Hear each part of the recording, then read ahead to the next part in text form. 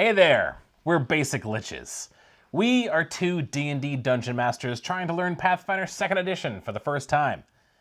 In this series, we're going to be going over every class in Pathfinder 2nd Edition, breaking everything down, doing some basic overview of each class, a day in the life of each class, and then maybe give some GM tips on how to play with a rogue in your party. Once again, let me warn you, this is not a deep dive into the rogue class.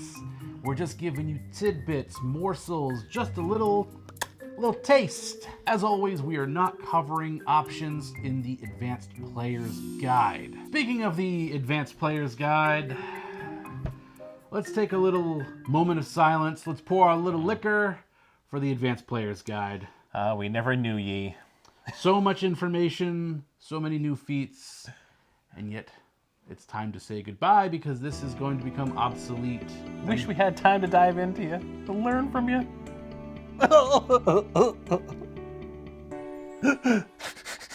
Let's get sneaky, guys and gals. What do you think of when you're playing a rogue? What do you want? Who doesn't want to be the plucky underdog, the thief with a heart of gold, or the greedy bastard? Rogues are the lovable scoundrels that let you tap into the mischievous part of your soul. They're in every tabletop role-playing game, and the flavor here in Pathfinder seems to be pretty good. What about you? What do you think? It's like, stealing is okay. Cool. You can steal in this game. Normally you wouldn't steal, and you'd be like, I'm going to steal everything I can find. D&D was the original Grand Theft Auto. Let you be the bad boy. In 1974, Gary Gygax was like, what if you could steal everything? Get out of the carriage. So hit me with some pop culture love. What kind of characters from media are you thinking? For pop culture inspiration for your rogue, the first thing I thought of was the book series The Gentleman Bastards by Scott Lynch. I think the first one's called The Lies of Locke Lamora. The main character, Locke Lamora, is a gentleman thief. He's a gentleman bastard. He has been raised to trick people. He's a con man.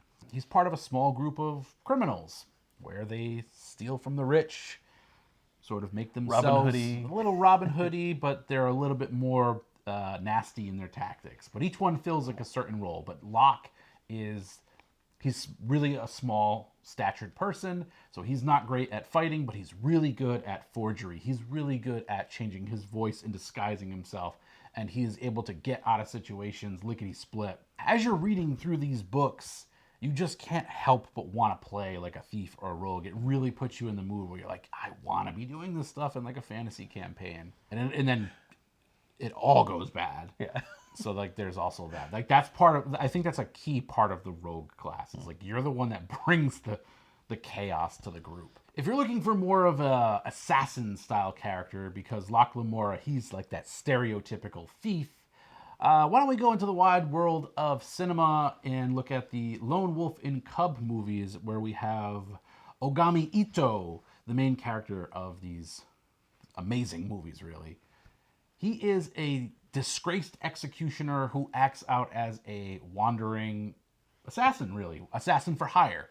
And his shtick is that he is lugging around his infant son with him at all times. So if you're ever wondering where they got the idea for this in Mandalorian, they 100% stole it from the Lone Wolf and Cub series. That's great. So being that stoic, morally gray, really badass swordsman, if you're into that kind of thing, check out Lone Wolf and Cub. Amazing movies and just tons of inspiration for like an assassin kind of character.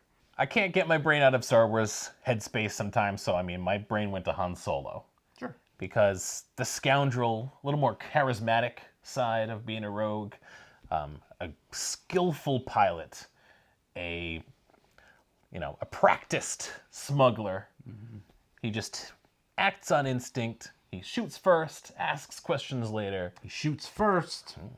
If you're looking for more rogue thief inspiration, we highly recommend that you check out Blades in the Dark, a dark fantasy tabletop role-playing game where everybody plays a thief. It's really, really cool.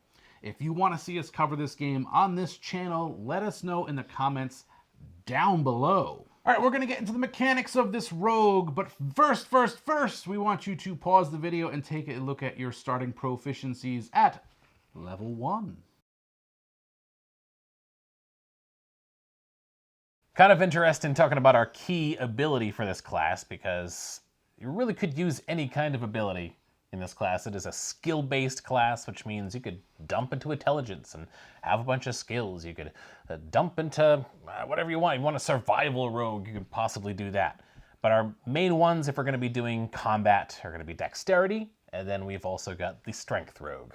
And based on the rogue racket that you take, you can actually choose to be a charisma rogue as well, if you're a scoundrel. I love it. And we got some key terms. You're probably familiar with this one. Marshals have the flourish, which is a trait for actions that you can't really do that frequently.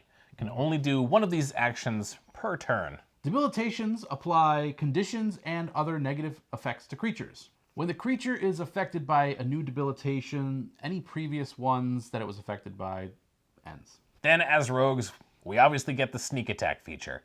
When our enemy can't properly defend themselves, we get the opportunity to do some extra damage to them.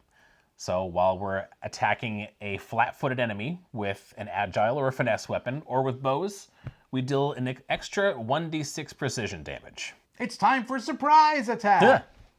We spring into combat and react faster than our enemies do. So on the first round of combat, when we roll our initiative, if we roll deception or stealth instead of perception, and we roll higher than our enemies, they are flat-footed against us for that first combat round. Oh, that's cool. That's kind of how you lead into sneak attack. Yeah, you get to get stabby in the backy. I understand things now. All right, Jack Rackham. Now we got the Rogue's Rackets, which are basically the subclasses for the Rogue. There are 3 of them. We got the Ruffian, we have the Scoundrel, and we got the Thief. The Ruffian is the brutish thug, the strength-based rogue subclass. You get to wear medium armor, which is always nice. You little thick boy. On top of that, you get access to critical weapon specializations. So you get access to those where other classes don't, as long as the weapon that you're attacking with isn't higher than a D8. And you can also choose to have strength as your key ability score. Sweet. The next racket is the Scoundrel. This is your Han Solo type, your smooth criminal. This is going to encourage you to use the Charisma as your main ability score. You're going to be doing some perception, some shit talking, and then if you ever decide to take the feint action, it's going to last a lot longer than just your next attack. It's going to last until your next turn. And finally, we have the Thief racket. The Cat Burglar, Yoink. the Cut Purse, the Thief. This is the one that everybody thinks of when you think of Rogue. The primary ability here is you're going to be using finesse weapons while you're attacking, and when doing that, you're going to be using your dexterity modifier for your damage instead of strength. On top of that, you're also trained in thievery. You get proficiency in that, which makes sense. No way. You don't say, huh? We got those pesky mechanics out of the way. It's time to find out how the rogue is during play. It's time for a day in the life of a rogue with basic liches. So we wake up in the hayloft of a barn in a local cattle ranch outside of town. We've been staking out the farmer's daughter, and not for reasons that you might think. We caught a rumor that the farmer's daughter is running a con, and she's got a pretty sizable cache that we're trying to figure out where it is. It's hidden up in them hills. We're watching her do her chores because we know that once she's done, she's going to be heading out onto the road for her secret life. Usually a stagecoach picks her up, and we know this because we've done a little reconnaissance. So what we're going to do is we're going to get to that stagecoach before it arrives. We're going to backstab that driver. We're going to kill him. And then we're going to load the rest of the party into the back and hide them in potato sacks. And then we're going to pull up to the farm, and we are going to pick up this lady. It's our job to pose as the new driver and convince her that we are still going to be going on the same route. She's a little suspicious, definitely agitated, but after a few successful charisma checks, we're able to sort of convince her that we're the right man for the job. Once we've pulled off far enough past the ranch, the party leaps out. We ambush and restrain her. We try to intimidate her into telling us where the stash is. She's resistant at first. She's not giving up any info. And then finally she gives us a location. But it's not the stash. It's an ambush of Tengus. We immediately attack the Tengu leader, and we do a successful critical feint on him. Hey, look, an ogre! This makes him flat-footed for the entire party. The rest of the Tengu flee as they see their leader go down like a sack of potatoes. The farmer's daughter gets scared. She gets spooked and she starts fleeing in the opposite direction of the Tengu. We have a choice to make right here, right now. Tengu, farmer's daughter, we want that cash. We are going to unhitch a horse from the caravan. We're going to jump on it. Fighter's going to toss us some rope, and we're going to chase her down. We're going to get a lasso going. We're going to Red Dead Redemption to her, and snatch her up and restrain her once again and tell us, take us to the stash for real this time, or else. I'll tickle you with some Tengu feathers. Yeah, for real.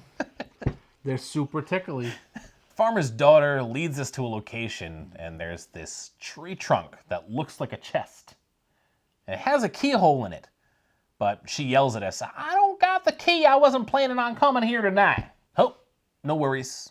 We're gonna break out our thieves' tools, and we're gonna pick that lock of that tree trunk chest. Moments later, the lid pops open up, and inside is an egg.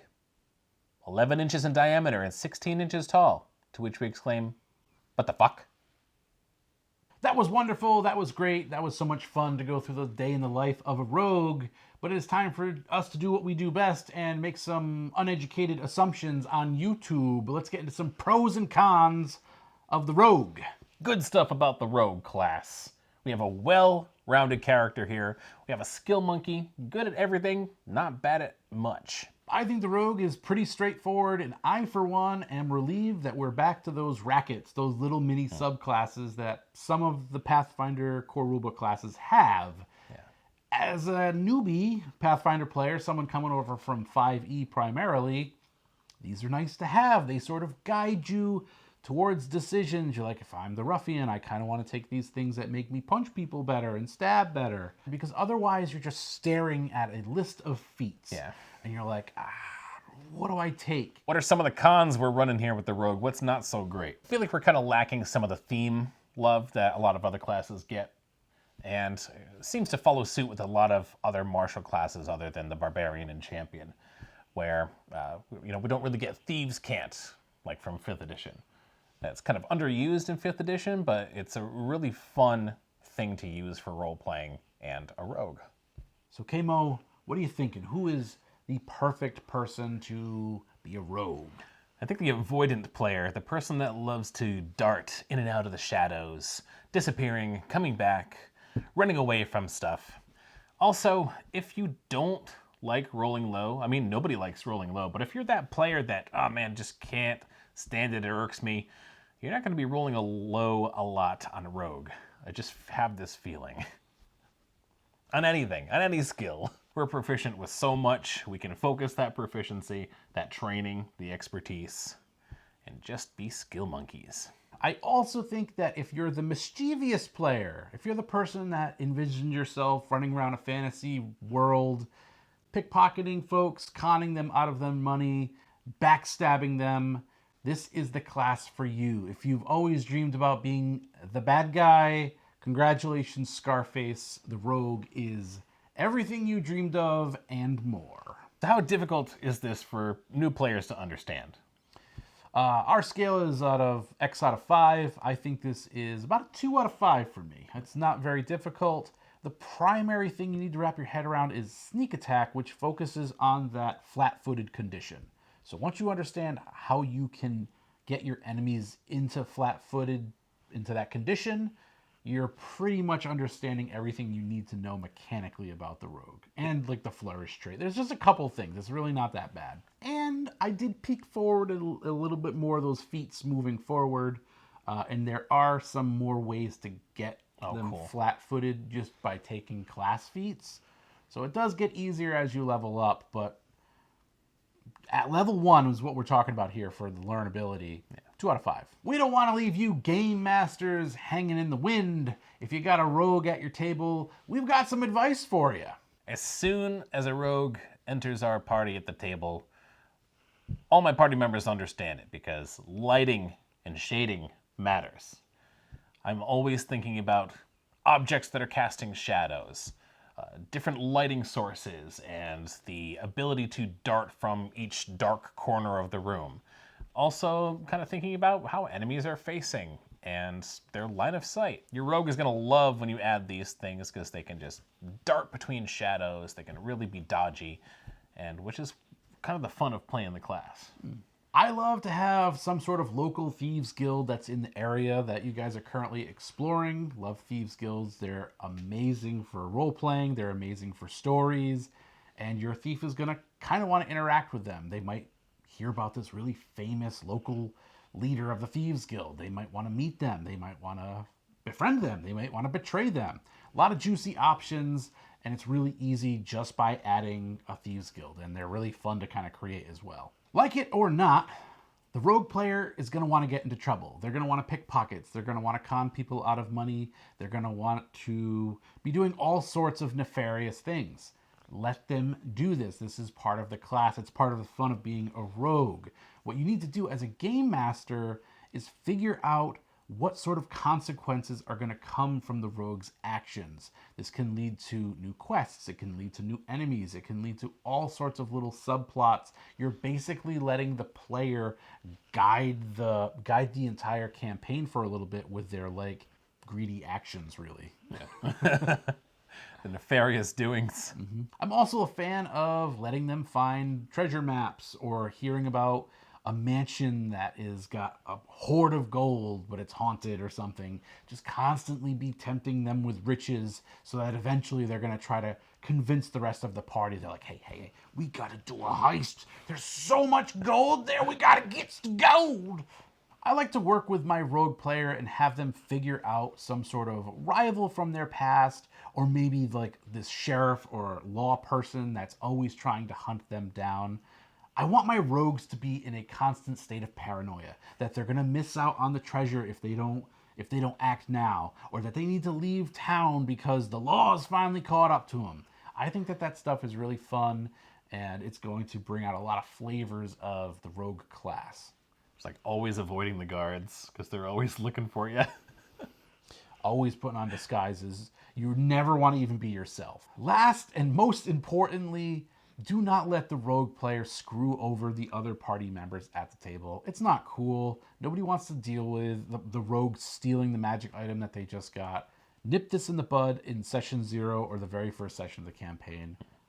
It's not cool. Like, we're not 12. We don't need to be doing this stuff. It's childlike. With any edgelord type of character, I feel like it's always great to encourage your players to have a character arc where they kind of act like douches early on, and they're always stealing things, but they're eventually learning through being with the party on how to be good. I think Han Solo, he leaves before the big battle and doesn't want any part of it. He got his money, you know, and then comes back in the final last moment to get the win. Final impressions time.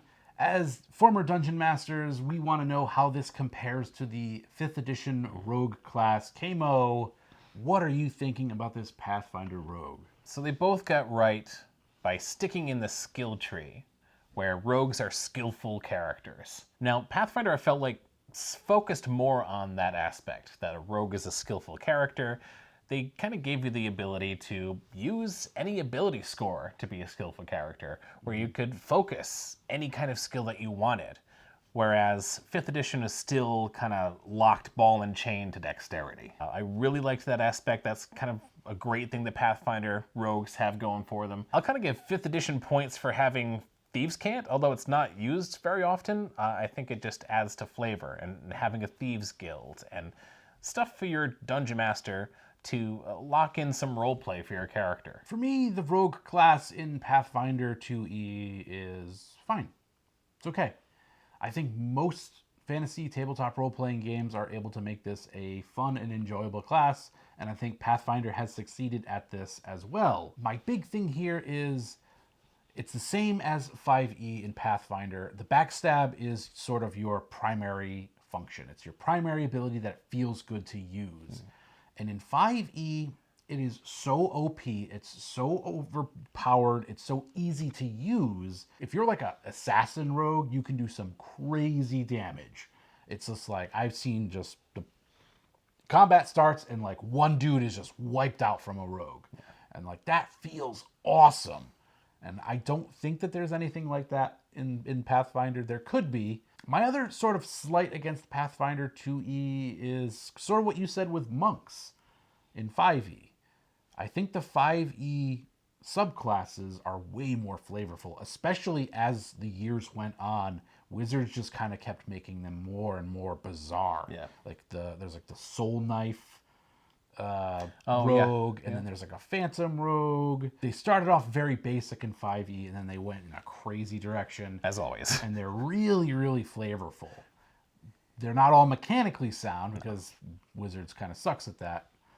But I'm missing that. And I honestly think that like out of all of the classes we've covered so far, this might be the only one, or this is definitely the first one that I think I might give a slight edge to the 5e rogue.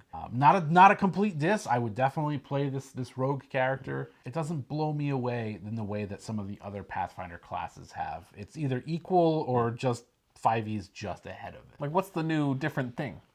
You know, that's Nothing. kind of what it is. You're doing the same type of thing. In 5th edition, you're looking for advantage.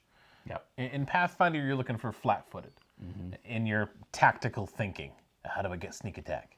And that's the mentality for both classes. They're kind of very similar. But it's so easy to get that advantage bonus because you just have to be attacking the same person as someone else in 5e. Like right next to them, right? You have to be near them. Yeah, you don't even have to be flanking. Like they made it so simplistic to do. They have an opportunity for rogues coming up. They're going to be revamping the class in the remastered edition, so we're looking for it. Hey, if you're loving our content and you like to hear us rant, sneak over to that subscription button, tap that, and then Toll the Dead for notifications for new videos. Go ahead and drop us some love in the comments below. Let us know if you want to hear about Blades in the Dark. Let us know if you think that the Pathfinder Rogue is way better than the 5e Rogue and that I'm dead wrong. Don't be bummed out by it. I love being proved wrong because I'm wrong all the time. If you'd like to check out more classes in this Basic Impressions series, click here. And then if you want to see us explain the Pathfinder 2nd Edition Remaster project, click over there. Don't forget to backstab that like button. Later, Liches. Bye!